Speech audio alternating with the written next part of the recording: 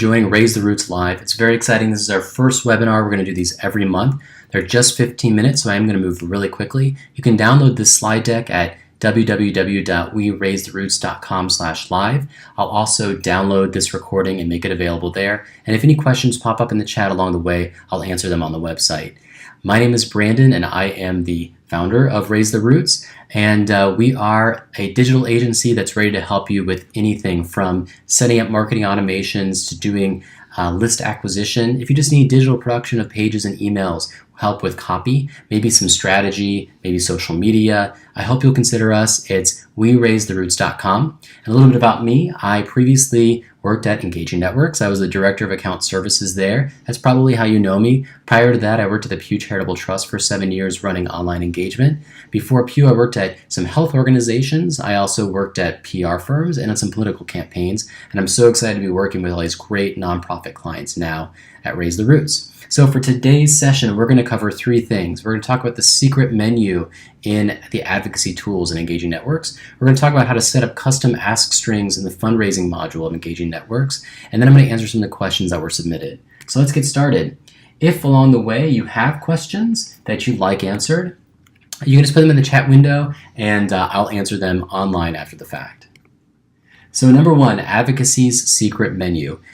Engaging Networks manages several lists of target databases. There's, in the US, the federal level, which is divided into executive and congressional. So executive is obviously the president and the vice president, and at the congressional level, that's the House and the Senate. They're also managed at the state level, so state executive, so governors, and state legislative, so the House and Senate of the state level.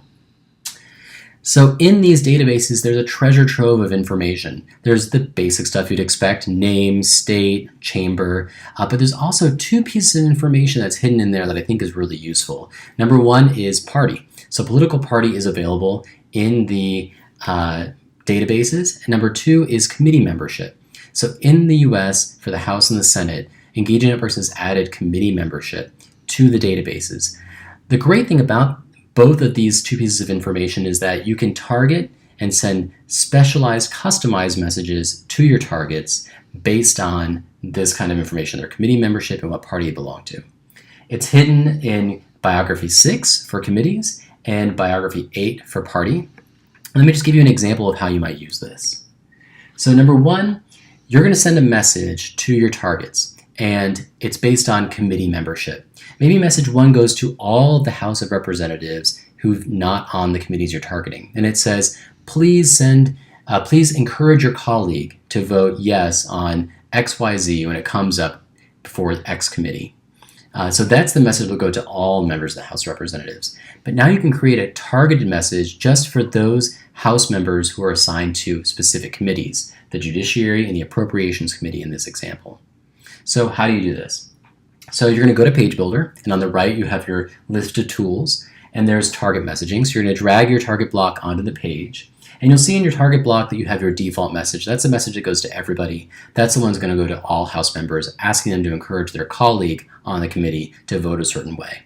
But there's also a little plus sign. That allows you to create additional messages. You can create as many of these messages as you want, and once you create them, you can offer them in two ways.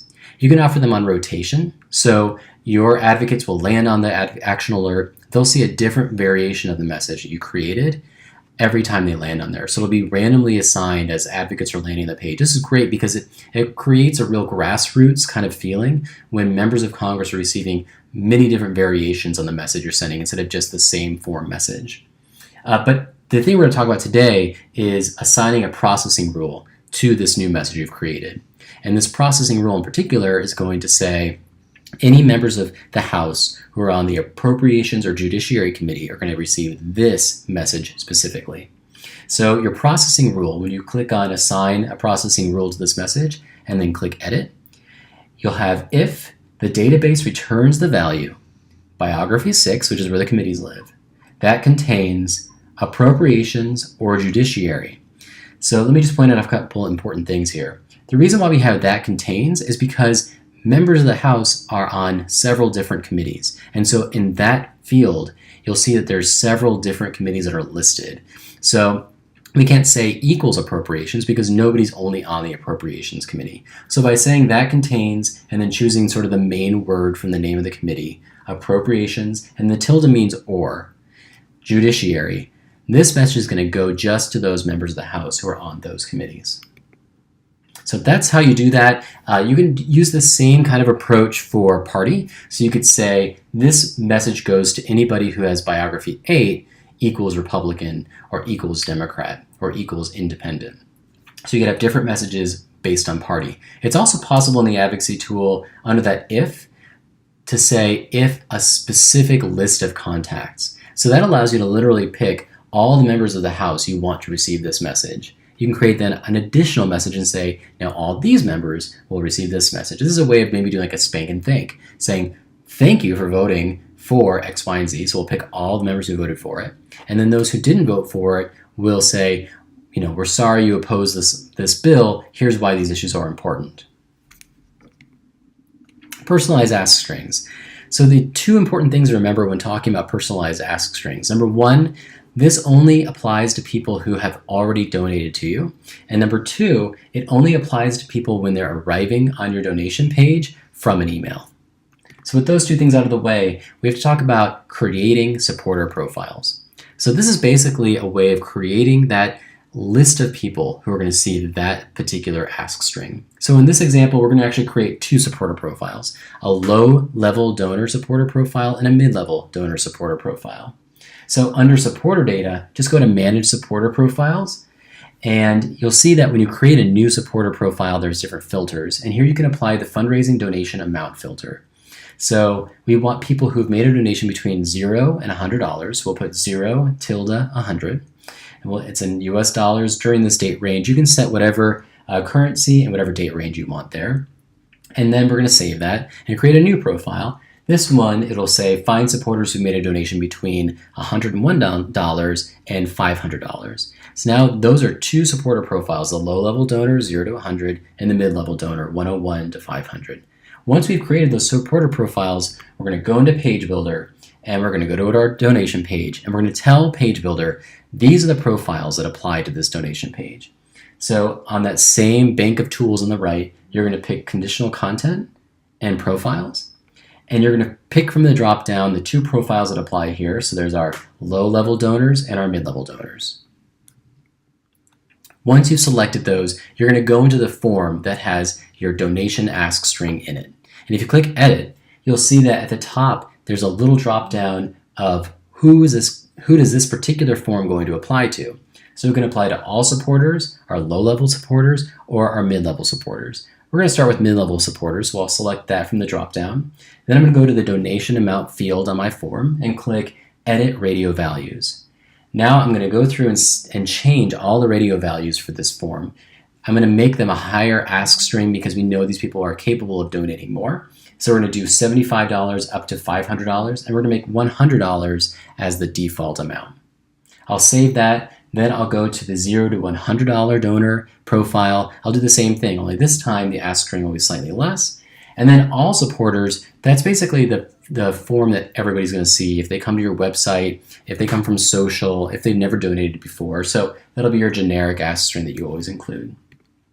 When you're ready to preview how the page looks with your custom ask strings, you can go up to the little magnifying glass at the top of the page, and you'll see that it drops down to pick which profile you want to preview. So if I pick the mid-level profile, I could click Preview in Browser, and I'd see the ask string just for our mid-level donors.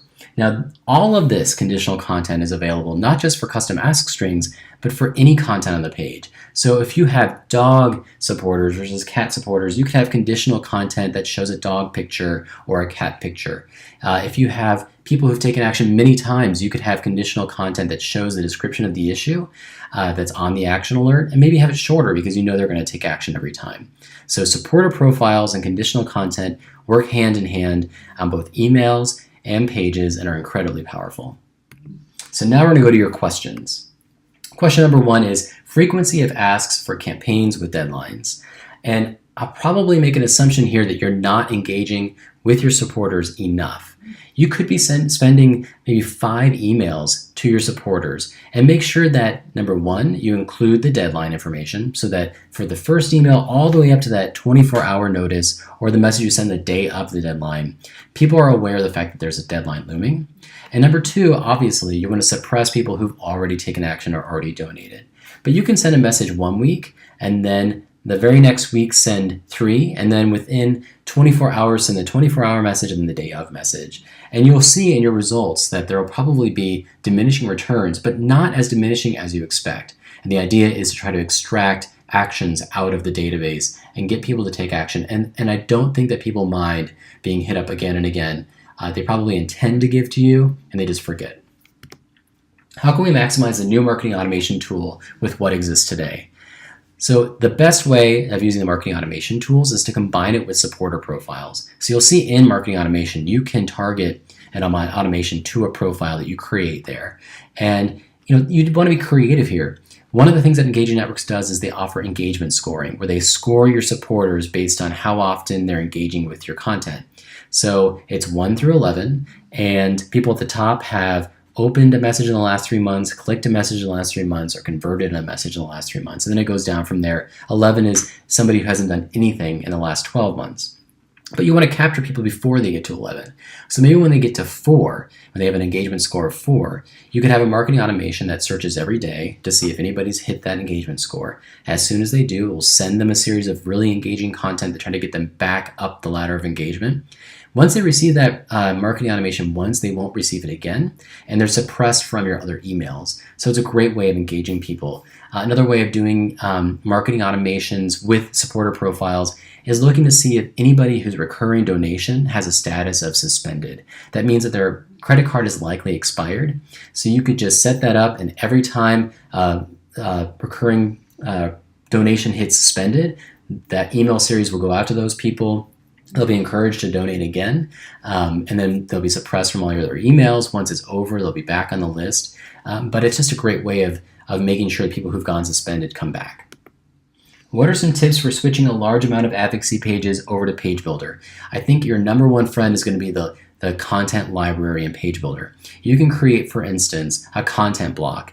And put like a picture in there and your headline, all the stuff you usually have on your advocacy page.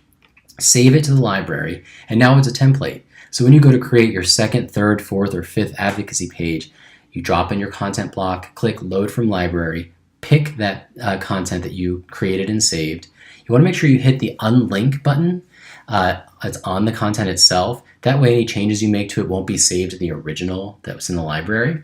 And so just make changes to your content, put in the new picture, put in the new headline, but that way the general design is already there. You can do the same for your forms, really for any content on your Page Builder page. So I encourage you to save into the library and use it. It's a much easier way of creating multiple pages. How do I create custom ask strings in Engaging Networks if my offline donations are stored in a different database? You can import historic transactions into Engaging Networks and then build a supporter profile off of those donations. So that's what I would encourage you to do. Import your donation data, and then it'll look to see that donation was made at that date, and they'll get pulled into your supporter profile. That's it. That's the 3 topics: secret menu of advocacy tools, custom ask strings, and your questions. It's only 15 minutes. Thank you so much. Any questions that were sent during the session, I'll put on the website. That's www.weraisetheroots.com/live, and I'll see you next month. Thanks a lot.